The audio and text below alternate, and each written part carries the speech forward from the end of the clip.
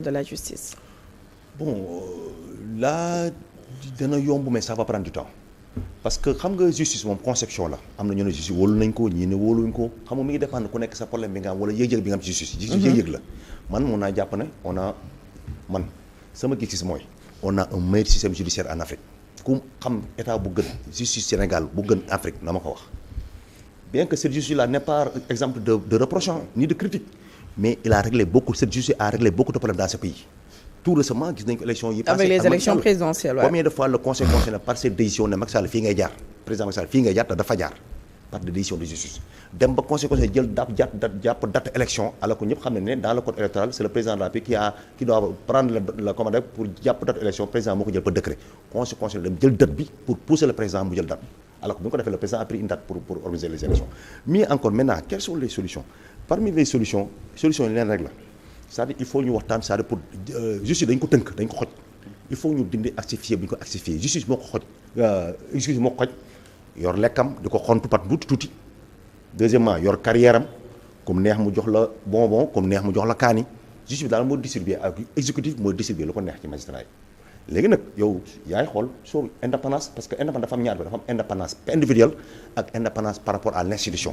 Indépendance par rapport à l'institution ça c'est le président de la République lañ ko dénk parce que le président de la République est le garant des clés de voûte des institutions et moom lañ dénk aussi le garant du bon fonctionnement des institutions y compris la justice donc justice bu jengee wala mu def le président moo ko war a régler donc parfois da ngay dégg ñu naan way justice dañ koy wax lu nekk dañ koy wax lii man la non président la neex rek parce que moom mooy quel dafa de juge mënuñ attaquer seen bopp mënuñ attaquer kenn li ñu mën mooy seen par rapport à leur organisation là qui est UMS je rappelle que ce n'est pas un syndicat c'est une association comme les associations qui sont là parce que UMS magistrat du dem grève magistrat amul droit syndiqué magistrat amul droit voter même si am na droit voter mais amul droit bokk ci parti politique amul droit def activité politique mais bu ko neexee dem voter mais beaucoup de syndicats yi nga xam ne dañoo am moyen de pression pour faire la pression à l'État ne menacer de grève def seen préavis alors que les magistrats ak force de l'ordre dañoo yem dañ leen interdit ñu dem grève gis nga le rappel au temps de partition policiers yi fi defoon grève dañ leen a radier je rappelle donc magistrats yi ils sont sous la menace peut-être des sanctions très lourdes en cas de grève moo tax mënuñu grève moo tax li ñu xam mooy jël seen lettres yooyu UMS di génnee def ay alerte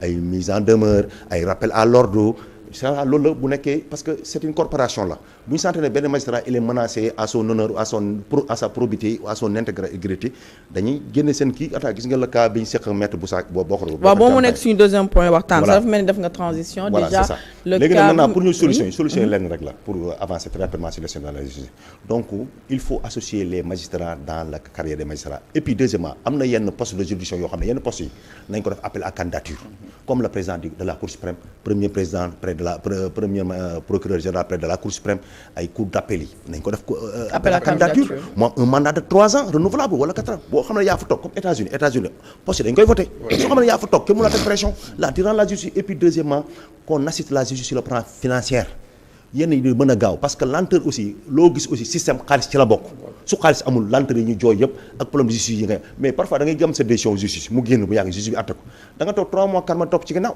alors que normalement dans la rigueur des principes une décision de justice 21 jours ou 1 mois maximum décision war na génn mais il y a des gens qui courent derrière une décision de divorce pour 1 an ça c'est pas grave ça c'est pas normal c'est anormal manque de personnel bi rek amul personnel administratif loolu tax ñuy demande aussi pour ñu recruter oui magistrat da ngay xool actuellement on est Sénégal magistrat yi fi nekk magistrat mat 700 pour 13 millions habitants vous pensez que 18 millions oui 18 millions man damaa juwaa ngi juum sax xoolal ratio bi alors que ratio bi dañ ko faussé loolu boo demee au niveau international waxuñ loolu ratio xoolal oui xoolal avocats yi ils sont même pas aussi 600 alors que pour 18 millions de personnes léegi ñaata avocat la pour nombre de personnes yi am contentieux moo tax affaire yéex normalement chaque famille dafa war a am avocat médecin mais gis nga loolu moo war a ko nekk c'est compliqué franchement justice bi y a beaucoup à boire et à manger d'accord ñu revenir ci situation wala jafe-jafe yi nga xam ne maître Moussa Thiam am na ko ak waa UMS notamment ak plainte bu mu wax ne da koy pas waa UMS sax waa pôle judiciaire financier moom ne da koy plainte day ko déposer à l'endroit de maître Idrissa président Idrissa Diabira donc ginnaaw saisine bu ñu def ci waa inspection administration judiciaire IGAJ donc ma bàyyi la nga def la lecture sur cette situation entre des confrères qui étaient censés vraiment travailler dans de bonnes conditions muy dem bay waa il ne vous appartient pas d'apprécier la recevabilité ou le bien fondé d'une dénonciation vous avez raté les occasions de vous exprimer. Ok, vraiment c'est une bataille les propos de maître Moussa Bocar Thiam. Moi je me dis que pas les miens. ordre des fenn la am benn reproche bu may def UMS c'est parce que bon c'est entre deux organes humains c'était une association bien reconnue. Ordre des avocats aussi am si mu nekk ñaari kilifa ko jiite kii magistrat moo ko jiite kii avocat moo ko jiite. mais da ngay ñëwaat ci historique problème pour nit ñi gën ñi seetaan historique gën a problème bi comprendre. mooy seen client ki ñu ooyee monsieur Farba Ngom. de fàttali ni maître Moussa Bocar Thiam mooy avocat dafa bokk ci pool bi. waaw pool avocat léegi bu loolu amee ñu demander liberté provisoire naturellement sa avocat bu sa avocat am na droit parce que boo la fàttee Farba ba léegi je pense qu'ils n'ont pas entendu sur le fond. mais dañoo yëg na ñoom Farba dafa am benn ce qu'on appelle feebar dafa feebar ci kaso bi te détention ci biir kaso bi àndut ak feebar bi mu feebar ñoom ñu demandé expertise bi ñu demandé expertise bi wax ñoom ñoo ko demandé seen avocat bi mu waxee ñu demandé liberté provisoire juge bi rejeté ko sur la base de cette maladie là ne nañ ko génnee feexal ko juge bi rejeté ko. dafa demandé contre expertise. après ñu demandé contre expertise bi après juge bi ñëw yaakaar naa demandé waat ñu boobu tamit le juge n'a pas donné droit après juge bi d'office sur lui parce que le juge les parties comme le parti ñoom nañ juge mën a laaj demandé contre expertise sur la base en demandant ce qu'on appelle à l'ordre des avocats mu offre ko benn expert juge bi bu mu defee noonu bi mu ñëwee gars yi demandé liberté provisoire bi dugal ko après expert bi ñuy def ne Farba voilà dafa feebar nañ ko génne bon bi loolu wax amee ñu dugal la liberté provisoire sur la base que sa détention n'est pas compatible avec les liens carcéraux. avec son état de santé. voilà oui. juge bi rejeté waat demande bi ñu ne leen léegi nag acharnement la bi loolu amee mais il faut rappeler un principe en droit les rapports d'expertise moo xam expertise médicale expertise immobilier wala expertise bu mënti nekk fiscal financier ça ne lie pas le tribunal ça ne lie pas le juge bi mooy apprécier express c'est pas parce que c'est comme les PV d'enquête de police c'est pas un document de culpabilité c'est un document qui renseigne sur une technicité parce que les tribunaux ou les juges d'instruction parfois dañuy def ci benn procédure boo xam ne ça demande de la technicité les technicités ou les experts ce sont des sachants qui travaillent avec la justice pour la manifestation de la vérité dans certains dossiers qui demandent de la technicité. Mais c'est le juge qui apprécie. Mais c'est le juge qui apprécie. C'est pas parce que tu es un médecin agréé, tu es un médecin assermenté, tu es un expert immobilier assermenté, tu es un fiscaliste assermenté que juge bi loo ko wax il doit ça donner fermer les yeux et dire que voilà ça va juge bi mooy apprécier. Dans toute chose boo demee ci article 414 la koy wax en matière de la preuve sauf dans les cas où la loi en dispose en matière pénale la liberté de la preuve mais c'est le juge qui apprécie maintenant selon son intime conviction. D'accord loolu il faut ñu intégrer ko. D'accord bon bi loolu amee Moussa xam naa bon bàyyi fa procédure judiciaire yi dem door benn procédure extrajudiciaire parce que le fait qu'il n'a pas porté plainte à l'IGAJ il faut porter plainte IGAJ il fait partie de l'administration de la justice. boo xam ne mooy saytu ce qu'on appelle mooy investigation contrôle ak vérification yi auprès des magistrats. Que ça soit tous les magistrats de façon générale des officiers de police judiciaire des agents de police judiciaire des organes ak yi nga xam ne dañoo bokk ci ministère de la justice même les greffiers léegi nag moom mu dem def fa dénonciation c'est pas une plainte c'est une dénonciation qu'il a faite dénonciation nag maintenant IGAJ ñooy apprécié avec la chancellerie bu nekkee chancellerie na leen lan ngeen xool lan la am nañ droit sur la base de leur disposition de la loi organique la loi qui régit IGAJ à son article 8 am nañ droit de demander toute information convoquer aussi ku leen neex pour entendre ko IGAJ bu gisee ne li ñuy wax ne parce que Moussa Bocar li mu ko laamee daf ne waa ji traitement inhumain et dégradant traitement inhumain et dégradant mu naan ko magistrat mën a tege nii traitement inhumain et dégradant que loolu day fekk ay jëf jooy def ci nit la. mais il est dans son rôle d'avocat. parce que je ne dis pas le contraire avocat moom saa waay. su amee dossier fu taal bi tàkk da koy upp ça moom je le dis. peut-être que aussi moom dafa dem seeti son client. man je ne dis pas qu'il n'en a pas le temps conditions gis na état de santé. non mais je dis mais non. mais xam nga ne bu nekk fii mais aussi il a ses compères il n'est pas au Sénégal. mais peut-être que ñoom dañoo dem. gis son état de santé. sauf que récemment lii naa quelque part que ni Farba Ngom nee na il se porte très bien te il a démystifié carrément li nga xam ne mooy la prison. bon moi je dirais rien quoi je me tais. après bu mu. bon en tout cas affaire baa ngi noonu. maintenant juge bi moom moo ñu ëpp information ci lépp ci situation santé juge moo ñu ëpp information. parce que lu tax mu boobu léegi. mais plainte bu mu déposé à l'endroit de monsieur Diabira. bon plainte bu mu déposé moom je vais dire maintenant la démarche IGAJ ba pare. ñëw ci carrément sur le fait IGAJ su demee gis parce que bul fàtte IGAJ c'est pas la première fois mu jóg mais man c'est la première fois IGAJ dama bu daan jóg inspection générale de l'administration de la justice bu daan jóg yi mu fi dégg yëpp ministre moo leen di envoyé. soo xoolee la cas de Télico bi mu defaan le juge Ngor Diop. bi mu defee accordé interview à un journal de la place. Ousmane Maye fa jox ko envoyé IGAJ. vous vous rappelez aussi de Ousmane Kane. ex-président de la du cour d'appel de Kaolack.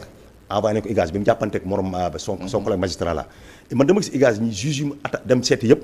ministère de la chancellerie moo leen envoyé mais c'est la première fois ci sama jàng ci sama xam li ma sama seetlu ci laa ma si gis avocat bu attaqué IGAJ attaqué benn magistrat ci IGAJ c'est la première fois ma gis quoi franchement dans l'histoire gisuma ko mais nag bu amee xam naa grand peut-être moom ëpp na espace dina ma corriger. après dina ci ñëw dina ci revenir largement. bon voilà léegi nag Moussa bu ñu demee dafa dénoncé léegi nag IGAJ mooy apprécier selon la science ndax war nañ dem mais bu nekk nañ dem am nañ droit ñu entendre le magistrat laaj ko le fond de dossier étudier ko laaj ko les actes qu'il a posés parce que IGAJ day xool est-ce que le juge a fait une bonne application de la loi et de la réglementation loolu lay xool parce que le juge comme le procureur ils sont tenus de respecter les règles de la procédure parce que dans une procédure pénale que ça soit la personne poursuivie que ça soit la partie civile que ça soit le parquet et les juges d'instruction ils sont tous tenus par les règles de la procédure et du code de procédure pénale code pénal loolu moo di léegi nag IGAJ bu day xool est-ce que le juge a fait une bonne application et une bonne appréciation des lois ba bañal ko lii parce que mais dans la règle des principes juge yi bañal nit prison na bañal liberté provisoire loolu dafa bokk ci procédure pénale et moo tax man la ça fait partie de l'impérium du juge moo ko moom la c'est lui qui apprécie souverainement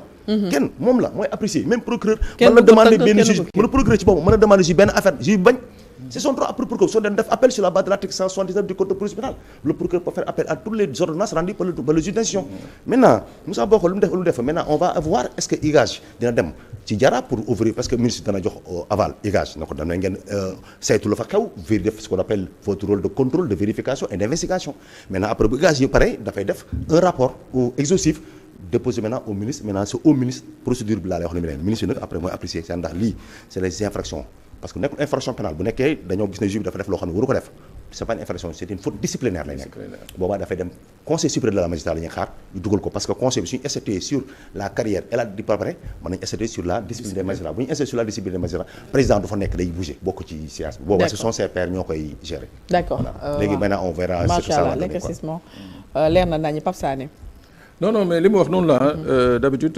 IGAJ kii moo koy activé c'est le ministre moo koy de la justice moo tax correspondance yi ci bëri boo xoolee dañuy informer dañuy dénoncer au niveau de l'IGAJ saisir administrativement le ministre donc moo tax souvent ça vient du ministre mais bon dans le cas d'espèce pour dire vrai moi ça m'a vraiment paru bizarre parce que de mémoire je crois que c'est la première fois. man waaw de mémoire man. waaw moo tax man la sauf erreur boo ma corriger boo ci xamee dara. c'est la première fois am na nag yi ma gis yi nga xam ne. l'avocat dafa saisir d'abord le ministre. informer. IGAJ à titre de. dafa saisir le ministre voilà. ok loolu moom gis naa ko quoi te même ça ministre bi day apprécier. ndax waaw wala déet war na joxe suite par rapport à ça. am na ci un dossier bi nga xam ne qui est récent. Une dame bi nga xam ne jàpp na ne que dañ ko spolier illégalement de ses biens à Saly Mbour Aïcha Ndiaye ci procédure bi gis na ni que jaarul yoon parce que defoon na appel respecté wuñu appel bi ainsi de suite et tout ça moom son avocat dañu saisir et l'IGAJ et le ministre le garde des Sceaux donc ba léegi nii ça fait 2-3 mois gisaguma IGAJ activé wu donc c'est laissé donc à l'appréciation du ministre ni nga ko waxee. ministre mooy apprécier ci documents yi ñu ko jox ndax jar na IGAJ jóg dem au niveau du tribunal de Mbour wala de la cour d'appel de Thiès pour voir ndax ndaw si li muy wax effectivement le droit n'a pas été dit comme il le fallait mais loolu moom ce n'est pas parce que l'avocat a écrit ou bien man j'ai saisi l'IGAJ que forcément dana am une action parce que loolu moom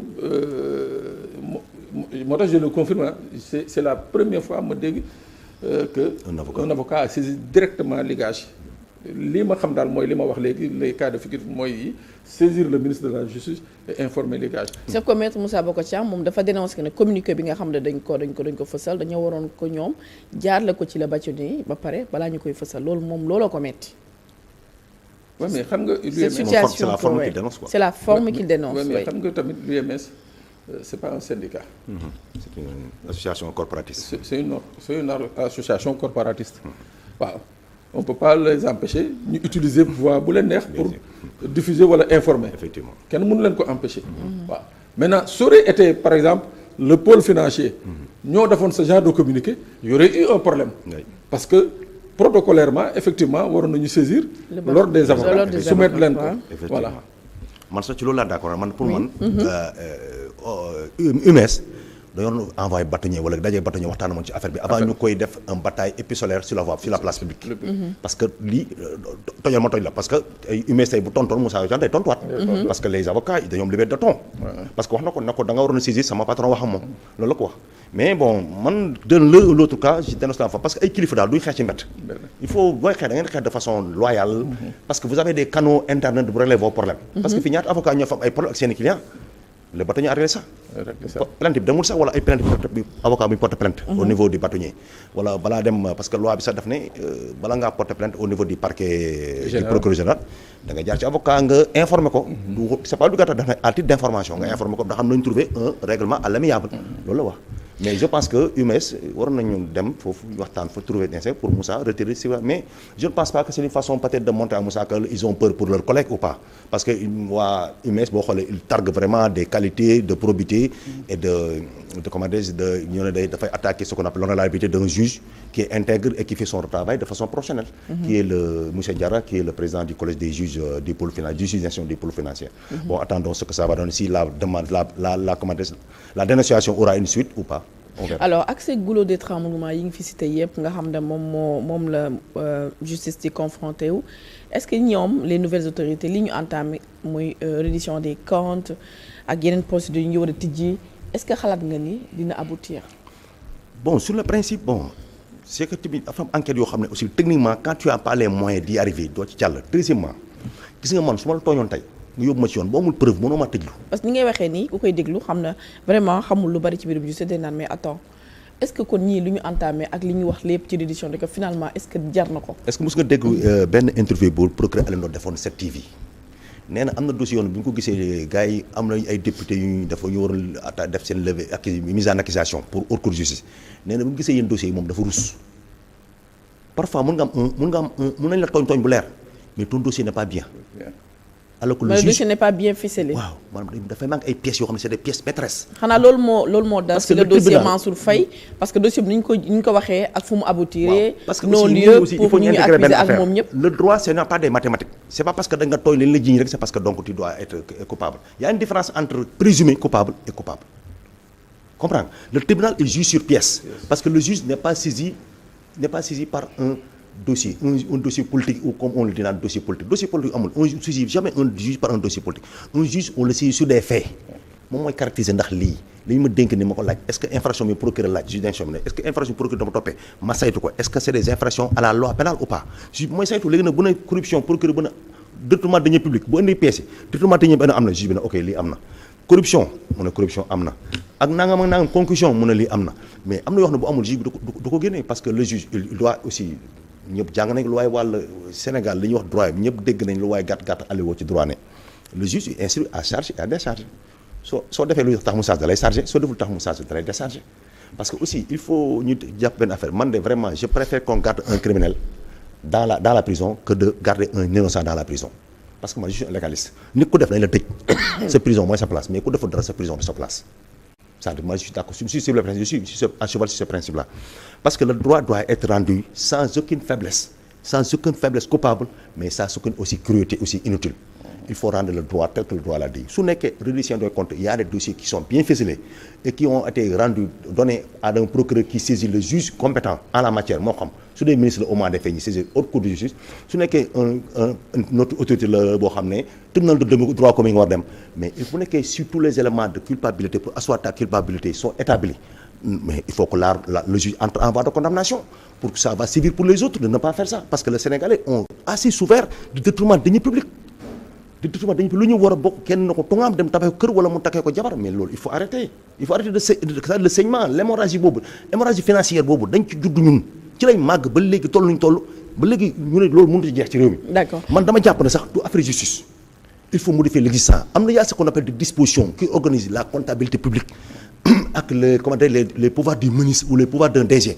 mais il faut voir les conditions dans lesquelles parce que bu nekkee chaque année je donne un exemple ñu ne entreprise telle audité nañ ko régime boobu dem ñu benn régime ñëwaat ñu ne audité nañ ko mais les mêmes infractions demeurent là tey jëla établissement bu la neex bu fa IGE demee wala Cour des comptes dem fa wala OFNAC dem fa mais on retrouve toujours les mêmes infractions problème bi est-ce que donc ordre de contrôle la wala c'est les textes ou bien ñun ñi dénk mooy problème bi c'est quoi le problème est-ce que lii bu yàggee à un moment donné on ne décrébuse pas nos organes de contrôle. waaw en question de décrédibiliser ça commence. Donc il faut corriger l'existant alors léegi dem nañ ci contrôle ba sonn nañ modifier loi yi parce que quand on veut s'attaquer à quand la République veut modifier sa façon de démarche ou sa démarche de voir les choses ou de l'organisation de fonctionnement de son système, il faut qu'il modifie les lois. Seule la modification des lois peut entraîner peut-être ou dominer ou peut résorber ce qu'on appelle. Alors est-ce que pour les dossiers, certains dossiers judiciaires mal ficelés, mooy tax parfois on a l'impression que la montagne a accouché d'une souris. Si je prends l'exemple de Mansour Faye ak dossier bi nu mu defoon tintamarre finalement fu mu mujjee non-lieu. waaw mais Khady xam nga déjà. non amagul non-lieu de. Liberté provisoire. C'est-à-dire non-lieu c'est pour ñoom HM c'est co-accusé ñoom HM moom liberté provisoire moom cour de justice moo ko koy jox mais sauf que même charge yi ñu tegoon aussi c'est co-accusé c'est les mêmes charges est-ce que boobu procureur def ci appel sax yaakaar naa ok voilà donc mu ngoog léegi en fait le problème qu'il y a Khady xam nga c'est très simple monsieur Thiam wax na ko apparemment on dirait qu'on ne fait même pas attention depuis 1960 on a les mêmes infractions on a les mêmes juridictions on a les mêmes magistrats yuy àtte te amul kenn ku ñu tëj amul kenn la CREI bi ñu koy créé amul benn politique bu mu jàpp. dans les années 80 jàppul kenn. non du politique de c'est des hommes d'affaires lañu jàppoon. ok des médecins yu doon surfacturé sur les kii la kayit yi ñuy jox pour. les fonctionnaires 82 81. waaw CREI 82 CREI. donc imagine nga. Je crois qu'il y a eu que 3 affaires yu CREI yu CREI instruire te 3 affaires yooyu daanaka amu ci benn homme politique. depuis 81 ba ñuy jàpp Karim Wade. comme mën nañu wax Karim Wade kese sur le plan politique moom kese nañ ci jàpp moom kese nañ ci jàpp. ñeneen ñi ça a été une épée de Damoclès. ku ci nekk tëj sa làmmiñ dam toog sa jàpp sa njàmbur. léegi tey est-ce que les textes ba tey jii ce sont les mêmes textes qui sont là waaw ñu bëgg yow chaque année bu ñu ñëwee. ne Pape Sané ministère ba mu nekkoon détourné nañ fa nangam ok d'accord on prend les mêmes textes sur la base des mêmes rapports des corps de contrôle yóbbu mais bu demee on se rend compte que finalement techniquement Pape Sané mi mënuñu ko téye lu ñuy def finalement bàyyi donc ci yooyu nañuy nekk maanaam day mel ni quelque part le politique parce que c'est finalement le politique qui décide. Effectivement. C'est le politique qui a envie de s'amuser avec nous parce que tey jii le problème c'est très simple. Il suffit de changer d'abord les textes. C'est tout. Faire en sorte dama koy wax tout le temps gis nga réew yi ñuy wax nii France ou Belgique ou Espagne gënuñu ñu jub. Jamais. mais c'est que on s'est arrangé foofu. dafa ay textes ya nga xam ne. Pape Sané bu xalaatee rek ni que war na jël téléphone bi xalaat sax du ko def parce que xam na ne bu jëlee téléphone lu ko ciy fekk. Effectivement. parce que il sait c'est bien ficelé c'est bien fait. ñu tam on a de texte ñoo dàq bi de texte. mais exécution bi mooy problème. mais c'est que texte yi. day am problème. ñooy am problème ci biir. maanaam parfois day am ay camlangal yoo xamante ne c'est des pièges. Imagine nga tey le pôle financier on te dit le pôle financier. Est-ce que c'est des magistrats financiers? Est-ce que am nañu la formation requise en comptabilité publique? Pertinente question. Est-ce que am nañ ko? Pertinente question. waaw yow nga jël benn magistrat bi nga xam ne voilà c'est un généraliste nga indi ko teg ko tu lui amènes un dossier bi nga xam ne. ça parle de chiffres. ça parle de chiffres. C'est vrai mun na dem jëli jee expert indi mais à la longue est-ce que dana basé wu comme ni ñu ko waxee son intime conviction dana basé wu sur le rapport de ces experts ou pas. Donc ça c'est problématique moo tax ma ne. li ñu war a tëgg moo bëri c'est-à-dire dañuy tëgg d'abord le fonctionnement dans l'administration la comptabilité publique les règles yi nga xam ne moo taxoon Sénégal ñu koy citer en exemple te ñu dévoyer les règles là nañu fexewaat tegaat ces règles là et puis Khady dafa am benn problème bi nga xam ne moo yokk ci prévarication des deniers publics mooy l'agencialisation de l'administration. C'est tout. Loolu bokk na ci lii tax détournement yi gën a bëri. gën a bëri parce que finalement voilà il y a des systèmes de financement il y a des systèmes de décaissement yi nga xam ne amatul benn cohérence. Effectivement. yow imaginez ñu ne la par exemple de 2020 à 2024 il y a plus de 7000 fonctionnaires qui ont été recrutés sur aucune base légale te ñu ngi ci dëkk bi di liggéey. ñu ngi leen di fay c'est-à-dire il y a aucune autorisation amul autorisation bi nga xam ne. joxe nañ ko pour ñu recruter leen on les a recrutés parce que voilà il fallait les recruter moo xam au niveau des FDS ci yeneen corporation et consorts waaw léegi ñooñu pour fay leen nu ñuy def on est obligé de faire de la gymnastique avec les finances publiques dem rocci fële xëcc fële taf yëngal ainsi de suite waaw loolu noonu soo ci gisee benn fonctionnaire mu mel ni Pape Sané mu gis ni que am na ci benn trou sur les 6000 7000 fonctionnaires moom mun na ci dugal benn 200 fonctionnaires. ak clientèle politique bi. waaw 200 fonctionnaires qui n'existent même pas. fictif di ko fayee ko. ça c'est vrai. mais moo tax dama ne d'abord li ñu war a njëkk def mooy le gouvernement la président Bassirou dafa war a jël la responsabilité de faire un audit du personnel de la fonction publique. xam nga Macky Sall defoon na ko ba pare coow li bëri mu bàyyi. yaa ngi point bu sensible nga. non defoon na ko ba téye. mais si on a l'illégalité rek. coow li bëri rek mu teg ci li muy suuf. wax mooy il faut le principe de la légalité ñu teg ko ci yoon. waaw mais yow de Pape Sane li ngay wax nii c'est vrai que c'est déjà ñi ngi wax ni déjà am na pléthore de commencé woon nañ ko ba ñuy soog a ñëw ci yenn structures yenn ministères yenn agences yi ñu am ñi ñu dàq mais gis nga tolle bu mu fi def léegi imagine na ko defaat dans la fonction publique. Je te donne un exemple très simple. Tu vas voir sur les données de l'ANSD. Oui. Entre 2022, la masse salariale mensuelle qui était de 23 milliards 700 et 2024, la masse salariale mensuelle est passée à 77 milliards. Oh, loolu moom ça veut tout dire. El Ahmed Thiam Pape Sané foofu mu jaaxale ma amul lu ma ci teg ma bàyyi la sa dernier mot nga tàggatoo parce que il est 20h dañuy dem journal. magistrat boo ko jox magistrat boobu lu mu ci mun. c'est compliqué. waay sa dernier mot man franchement en tant que man société civile lañ bokk Justice sans frontières ñu société civile lañ bokk. On est là pour un peu participer dans le débat public sur le plan surtout judiciaire. Et di informer les gens sur loolu parce que Sénégal ñu bëri ñu tëj di mbëkk def infraction dañoo xamul. Donc autant ngay wax autant ñenn ñi danañ comprendre pour comprendre. Parce que yenn tooñ loi yëpp ñàkkam la te yooyu a un principe en droit qui dit que nul n'est censé ignorer la loi moo xam nga nekk juriste wala nekkoo juriste jàng ko wala jàngoo ko loi bu ñu ko voté ba promulgué ko rek daf lay engagé exactement waaw loolu la ñuy wax na orga omnes d'accord bon léegi man de franchement su ma président de la République sama mandat bi tabaxuma raaxuma tali tabaxuma école tabaxuma hôpital je vais redorer le blason de la justice rétablir l'état de droit dans ce pays c'est-à-dire ce patrimoine immatériel de ce pays. loolu la ñu jaayoon de waaye jamono ji moom dafa mel ni moom. troisièmement tissu social bi ma jëm la ko boolewaat.